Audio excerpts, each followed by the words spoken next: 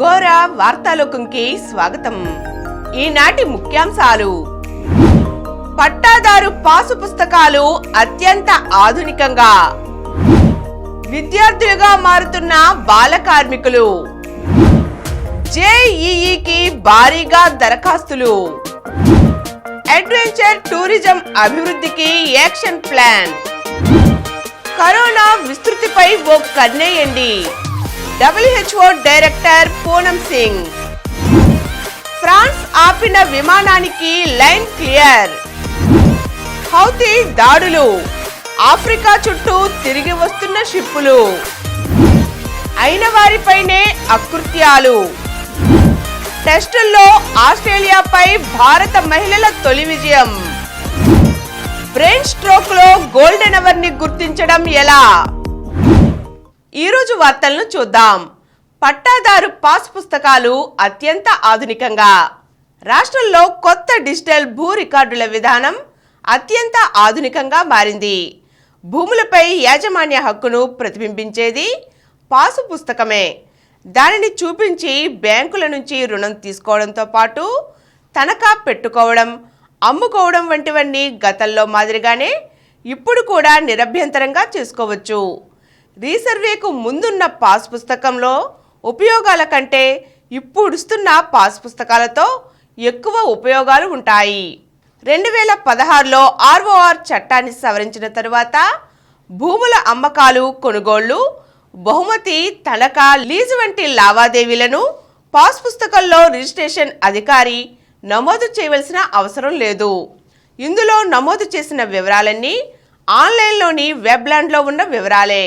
ఈ పాస్బుక్లో భూమికి సంబంధించిన జియో కోఆర్డినేటెడ్ లొకేషన్, భూకమతం స్కెచ్, యజమాని పేరు వంటివన్నీ ఉంటాయి.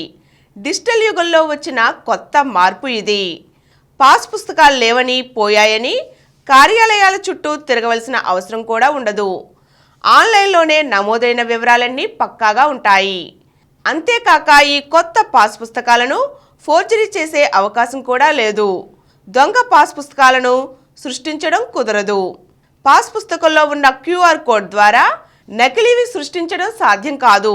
అందువల్లే ఈ పాస్ పుస్తకంపై భౌతికంగా సంతకాలు అవసరం లేదు.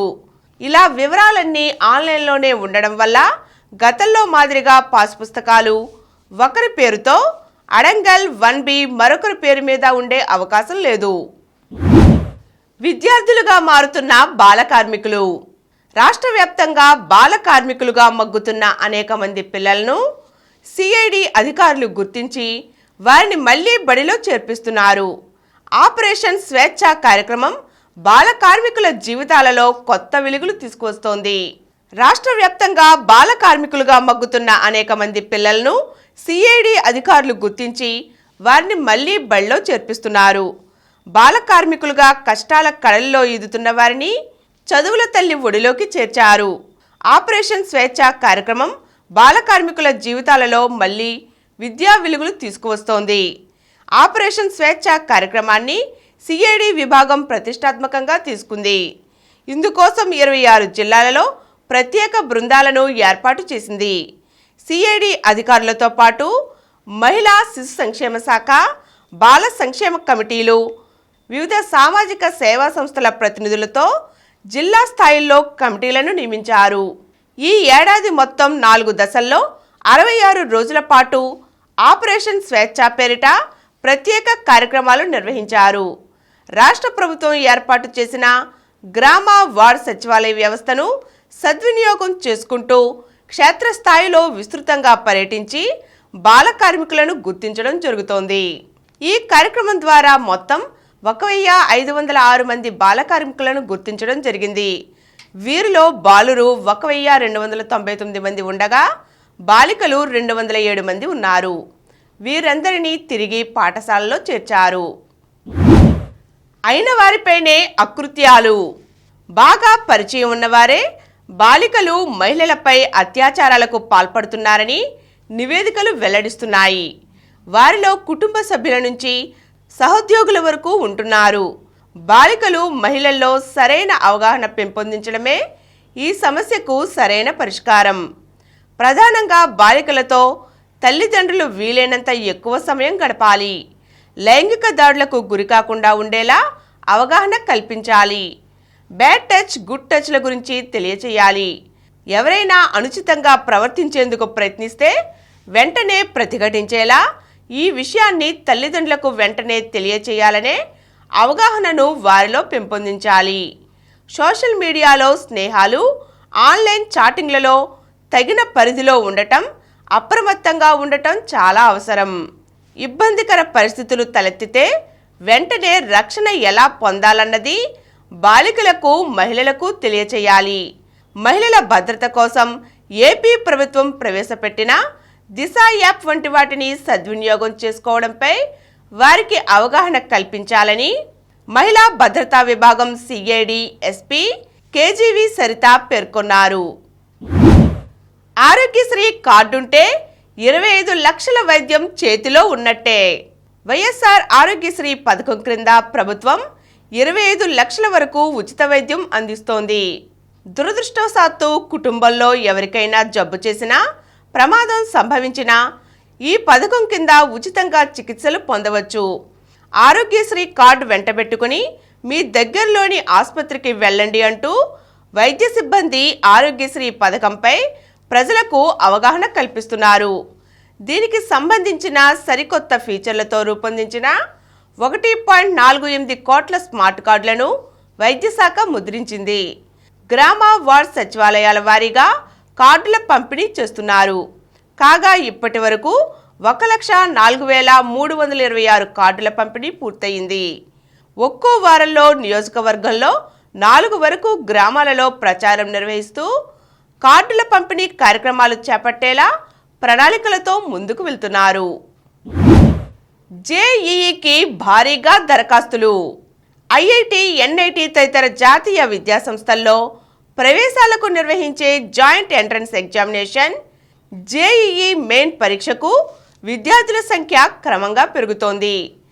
జనవరిలో జరగనున్న తొలి సెషన్కు దాదాపు 12.30 లక్షల మందికి పైగా దరఖాస్తు చేసుకున్నారు. ఇది 2023లో జరిగిన 2 సెషన్ల రిజిస్ట్రేషన్ల కంటే 68,000 ఎక్కువ. నేషనల్ టెస్టింగ్ ఏజెన్సీ దరఖాస్తుల్లో తప్పుల సవరణకు ఇచ్చిన గడువు ముగిసింది. జనవరి 24వ తేదీ నుంచి ఫిబ్రవరి 1వ తేదీ మధ్య నిర్వహించనున్న ఈ పరీక్షలకు అడ్మిట్ కార్డులను ఎన్టీఏ జనవరి 2వ వారం నుంచి అందుబాటులో ఉంచనుంది. ఫిబ్రవరి 12వ తేదీ ఫలితాలను వెల్లడించనుంది. కరోనా విస్తృతిపై ఓ కన్నేయండి. కరోనా కేసుల ఉధృతి నెమ్మదిగా ఊపందుకుంటోంది. గత 24 గంటల వ్యవధిలో దేశవ్యాప్తంగా 656 కరోనా పాజిటివ్ కేసులు నమోదయ్యాయి. దీంతో యాక్టివ్ కేసుల సంఖ్య 3,742కు చేరుకుందని కేంద్ర ఆరోగ్య శాఖ ఆదివారం వెల్లడించింది. శ్వాస సంబంధ కేసులు ఆగ్నేయాసియా దేశాల్లో పెరుగుతున్నాయని ప్రపంచ ఆరోగ్య సంస్థ ఆందోళన వ్యక్తం చేసింది. కోవిడ్ వ్యాధి విస్తృతిపై ఓ కన్నేసి నిఘా పెంచి వ్యాప్తి కట్టడికి కృషి చేయాలని ప్రపంచ ఆరోగ్య సంస్థ ఆగ్నేయాసియా ప్రాంత డైరెక్టర్ డాక్టర్ పూనం ఖేత్రపాల్ సింగ్ ఆగ్నేయాసియా దేశాలకు సూచించారు. పండుగల సీజన్ కావడంతో జనం ఒక్కచోట గుమికూడే సందర్భాలు పెరుగుతున్నాయి. దీంతో కరోనా వ్యాప్తి పట్ల జనం అప్రమత్తంగా ఉండాలని ఆమె పేర్కొన్నారు. JN1 ఉప వేరియంట్కు వేగంగా సంక్రమించే గుణం ఉన్నప్పటికీ ఆందోళన చెందవలసిన పని లేదని WHO స్పష్టం చేయడం తెలిసినదే. ఇప్పుడు అందుబాటులో ఉన్న కోవిడ్ వ్యాక్సిన్లు JN1 సహా అన్ని వేరియంట్ల కరోనా వైరస్ల నుంచి సమర్థవంతంగా రక్షణ కల్పిస్తాయని ఆమె పేర్కొన్నారు. ఫ్రాన్స్ ఆపిన విమానానికి లైన్ క్లియర్. మానవ అక్రమ రవాణా అనుమానంతో 3 రోజుల పాటు తమ ఆధీనంలో ఉంచుకున్న విమానాన్ని ఫ్రాన్స్ అధికారులు ఎట్టకేలకు విడిచిపెట్టారు. 303 మందికి పైగా ప్రయాణికులతో దుబాయ్ నుంచి బయలుదేరిన ఆ విమానం ఇంధనం నింపుకునేందుకు ఫ్రాన్స్లోని పారిస్ దగ్గరలోని వ్యాట్రీ విమానాశ్రయంలో గురువారం దిగింది. ప్రయాణికుల్లో ఎక్కువ మంది భారతీయులే. ఈ విమానం ద్వారా మానవ అక్రమ రవాణా జరుగుతోందంటూ వచ్చిన సమాచారంతో ఫ్రాన్స్ అధికారులు దాన్ని తమ ఆధీనంలోకి తీసుకున్నారు. 303 మందిని విడివిడిగా విచారించాలని భావించిన 4 జడ్జీలు అసలు ఈ ప్రక్రియే అస్తవ్యస్తంగా ఉందంటూ మొత్తం కేసు విచారణనే రద్దు చేశారు. దాంతో విమానం టేకాఫ్కు అడ్డంకులు తొలగాయి. వాస్తవానికి ఈ విమానం నికరాగువాకు వెళ్ళాలి. తాజా ఉదంతం నేపథ్యంలో అది నికరాగువా వెళ్తుందా లేక భారత్కో దుబాయ్కో తిరుగు వస్తుందా అన్నది ప్రస్తుతానికి తెలియలేదు. హౌతీ దాడులు, ఆఫ్రికా చుట్టూ తిరిగి వస్తున్న షిప్పులు. హమాస్పై దాడికి దిగిన ఇజ్రాయెల్కు ప్రత్యక్షంగా పరోక్షంగా మద్దతు పలికిన దేశాలను హౌతీ తిరుగుబాటుదారులు డ్రోన్ దాడులతో భయపెట్టే ప్రయత్నాలు ముమ్మరం చేశాయి. దీంతో హమాస్ ఇజ్రాయెల్ యుద్ధం నెమ్మదిగా అంతర్జాతీయ జల రవాణా రంగం మీద ప్రభావం చూపుతోంది. యూరప్ నుంచి భారత్ సహా ఆసియా దేశాలకు వచ్చే ఓడలు ఎర్ర సముద్రం గుండా వస్తాయి. మధ్యధరా సముద్రం నుంచి సూయజ్ కెనాల్ దాటి ఎర్ర సముద్రం మీదుగా హిందూ మహాసముద్రంలోకి షార్ట్కట్ ఉంది. యమన్లోని హౌతీ రెబెల్స్ షిప్పులపై డ్రోన్ మిసైల్ దాడులు చేయడంతో కార్గో షిప్పులు ఆఫ్రికా చుట్టూ తిరిగి రావాల్సి వస్తోంది. దీనివల్ల సమయం, ఖర్చు భారీగా పెరుగుతున్నాయి. దీనివల్ల ఆసియా దేశాలలో చమురు ధరలు కూడా పెరిగే అవకాశం ఉంది. కాగా ఎర్ర సముద్ర జలాల్లో గబాన్ జెండాతో భారత్కు వస్తున్న ఒక నౌకపై శనివారం దాడి జరిగింది. ఈ సాయిబాబా నౌకలో మొత్తం 25 మంది సిబ్బంది భారతీయులే. అయితే ఈ ఘటనలో ఎలాంటి ప్రాణనష్టం జరగలేదు. అడ్వెంచర్ టూరిజం అభివృద్ధికి యాక్షన్ ప్లాన్. కృష్ణా నదిలో సహజ సిద్ధంగా ఏర్పడి దేశంలోనే ప్రసిద్ధిగాంచిన భవానీ ద్వీపానికి పూర్వ వైభవం తీసుకువచ్చి పర్యాటకంగా అభివృద్ధి చేస్తానని Bhavani island tourism corporation vice chairman Gurramkonda Vinay Sagar ఆదివారం నాడు తెలియజేశారు. ప్రభుత్వ సహకారంతో భవానీ ద్వీపాన్ని మరింత అభివృద్ధి చేస్తామన్నారు. భవానీ ఐలాండ్లో అడ్వెంచర్ టూరిజానికి ప్రాధాన్యం ఇవ్వనున్నట్లు వివరించారు. ఏపీ పర్యాటక శాఖకు పెద్ద ఎసెట్గా ఉన్న భవానీ ద్వీపాన్ని కాపాడుకోవాల్సిన అవసరం ఎంతైనా ఉందన్నారు. గతంలో అడ్వెంచర్ టూరిజం అభివృద్ధికి వివిధ రాష్ట్రాలకు సలహాదారుగా చేయూతనిచ్చిన అనుభవంతో రాష్ట్రంలో అడ్వెంచర్ టూరిజాన్ని అభివృద్ధి చేసేందుకు యాక్షన్ ప్లాన్ను రూపొందించి ముఖ్యమంత్రి వైఎస్ జగన్మోహన్ రెడ్డికి సమర్పించినట్లుగా ఆయన వివరించారు. యాక్షన్ ప్లాన్లో భాగంగా water sports institute, YSR adventure sports institute, adventure sports products manufacturing hub, safety monitoring grid, adventure products prototyping lab, masters in industrial manufacturing వంటి అనేక ప్రతిపాదనలను సిద్ధం చేసినట్లుగా తెలిపారు. టెస్టుల్లో ఆస్ట్రేలియాపై భారత మహిళల తొలి విజయం. సుదీర్ఘ నిరీక్షణ ముగిసింది.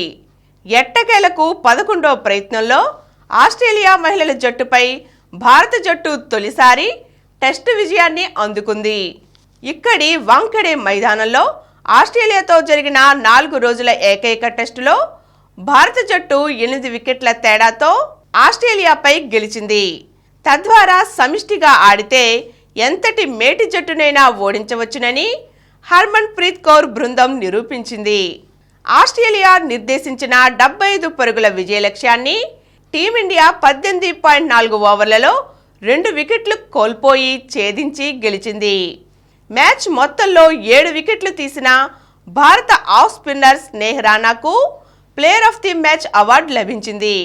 పటిష్టమైన ఇంగ్లాండ్తో గత ఆదివారం డివై పాటిల్ స్టేడియంలో జరిగిన ఏకైక టెస్టులో 347 పరుగుల తేడాతో రికార్డు విజయం సాధించిన భారత జట్టు వారం తిరిగేలోపు మరో మేటి జట్టు ఆస్ట్రేలియాను బోల్తా కొట్టించి ఈ ఏడాదిని దిగ్విజయంగా ముగించింది. బ్రెయిన్ స్ట్రోక్లో గోల్డెన్ అవర్ని గుర్తించడం ఎలా? ఇటీవల కాలంలో స్ట్రోకింగ్ యంగ్ కేసులు పెరుగుతున్నాయి. ఈ పరిస్థితిపై వైద్యులు సైతం ఆందోళన వ్యక్తం చేస్తున్నారు. ఒకప్పుడు వయసు 55-60 ఏళ్ల వారు బ్రెయిన్ స్ట్రోక్కు గురయ్యేవారు. కానీ ప్రస్తుతం బ్రెయిన్ స్ట్రోక్కు గురవుతున్న వారిలో 25 నుంచి 30% మంది 30 నుండి 45 ఏళ్లలోపు యువతే ఉంటున్నారు. బ్రెయిన్ స్ట్రోక్తో వస్తున్న వారిలో రక్తంలో గడ్డలు ఏర్పడి మెదడుకు సరిగా రక్త ప్రసరణ జరగకపోవడం వలన వచ్చే స్ట్రోక్, ఇస్కెమిక్ స్ట్రోక్ 80% మంది, రక్తనాళాలు చిట్లిపోయి 20% మంది ఉంటున్నారు. ఇప్పుడు బ్రెయిన్ స్ట్రోకుకు అత్యాధునిక వైద్యం అందుబాటులోకి వచ్చింది. లక్షణాలను గుర్తించి 4 గంటలలోపు ఆసుపత్రికి చేరుకుంటే స్ట్రోక్ కారణంగా వైకల్యం బారిన పడకుండా వైద్యులు కాపాడుతున్నారు.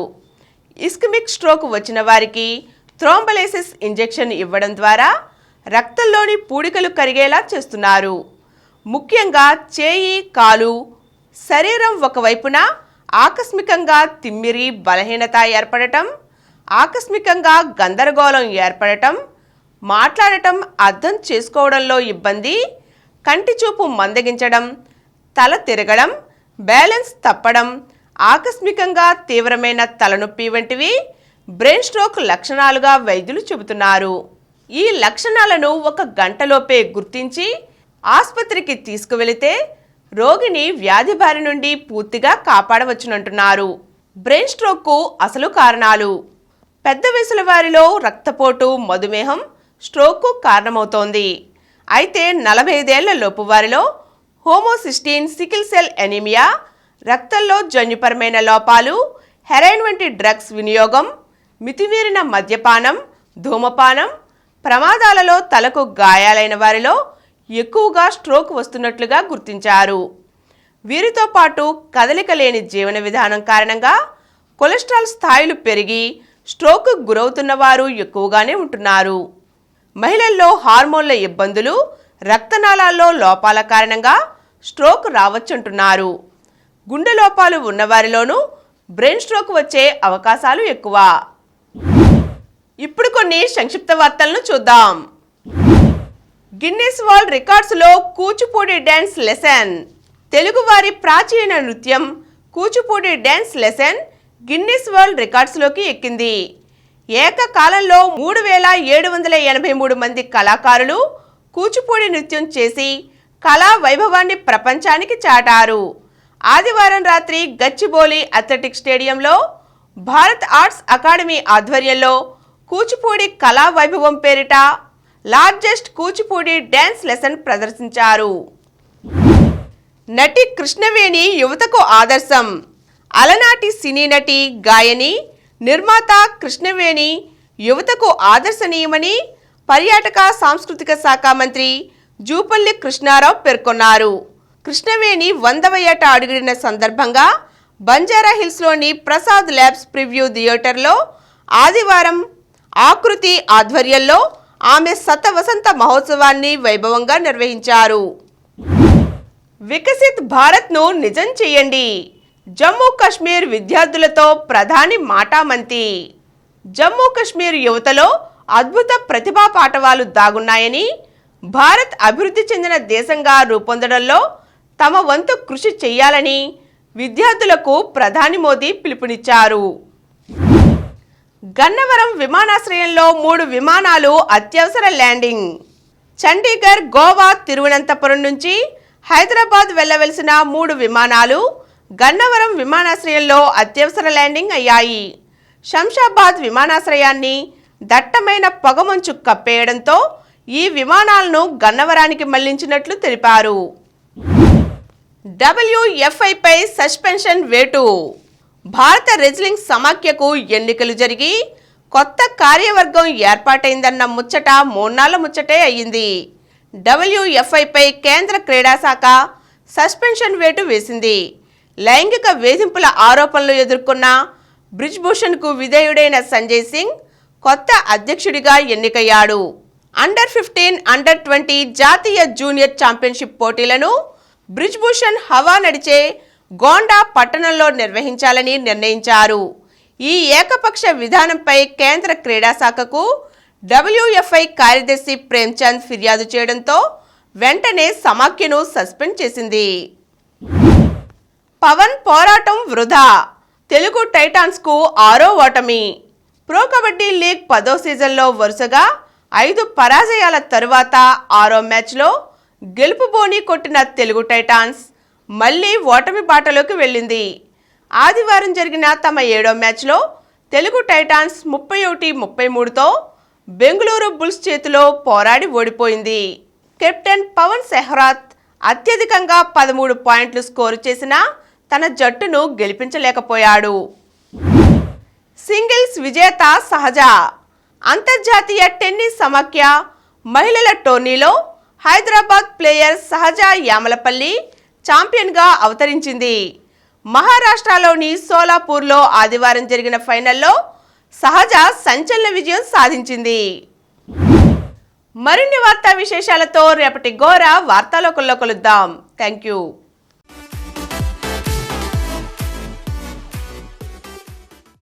ప్రతిరోజు వార్తా విశేషాల కోసం అనతి కాలంలోనే 20 కోట్ల వ్యూస్ కు చేరువలో ఉన్న డాక్టర్ సమరం మల్టీ ఛానల్ నెట్వర్క్ సమర్పించు ఘోర వార్తాలోకంకు సబ్స్క్రైబ్ చేయండి, లైక్ చేయండి, మీ ఫ్రెండ్స్ కి షేర్ చేయండి.